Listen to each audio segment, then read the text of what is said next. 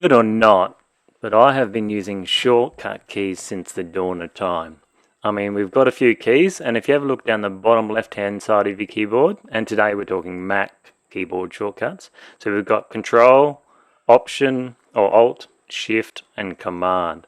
So usually when you hold down one of these, and let's say we hold down the command with our thumb and press J, it's going to duplicate the layer.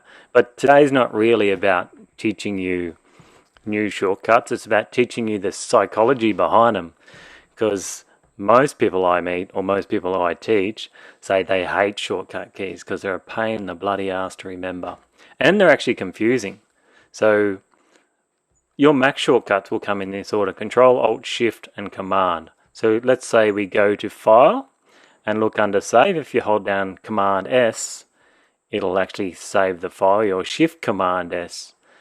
So what I've done to help you is actually made a screensaver you can use for your Mac for a little while, and you've just got to remember, instead of going and clicking on it, just look at the shortcut and just try holding down Option, Command, and I, and we can open the image size instead of every time clicking and clicking and clicking.